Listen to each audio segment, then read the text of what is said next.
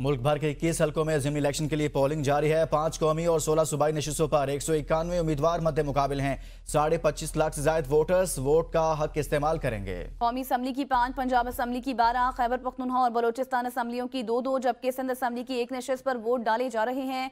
Polling बगैर किसी वक्फे के शाम 5 बजे तक जारी रहेगी। सिक्योरिटी के फुल प्रूफ इंतजाम, पुलिस सिक्योरिटी के पहले, सिविल आर्म फोर्सेज दूसरे जबकि पाक फौज के एहलकार तीसरे हसार में फराइज सर अंजाम देंगे। इंतहाई हसास पोलिंग स्टेशन पर सीसीटीवी कैमरे भी नस्ब कर दिए गए हैं। अली नासिर इस वक्त बराह रास्त हमारे साथ मौजूद है। अली, बताइएगा इस वक्त आप कौन से हल्के पर मौजूद हैं और कैसे इंतजाम देख रहे हैं?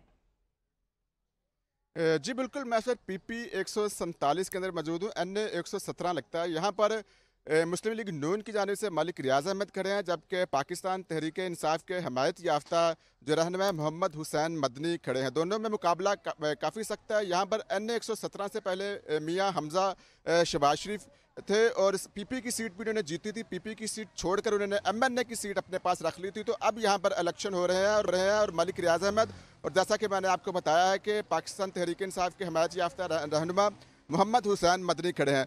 अब मैं आपको बताना चाहता हूँ कि यहाँ वोटर की क्या सूरत हाल है। कुल वोटर्स पीपी 147 के अंदर 3,74,847 है, जबकि खवातीन वोटर्स की तादाद यहाँ पर 73,172 खवातीन वोटर्स की तादाद है।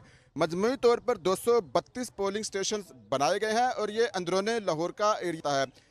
आज सुबह 8 बजे ही पोलिंग का अमल शुरू हो चुका था और आज शाम 5 बजे तक पोलिंग का अमल जारी रहेगा।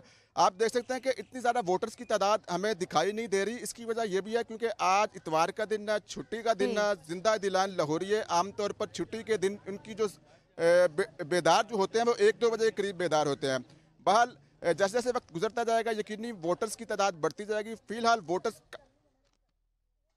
बगैर किसी तातुल के शाम 5 बजे तक ये सिलसिला वोटिंग किस तरह जारी रहेगा? बहुत शुक्रिया मोहम्मद अली नासिर।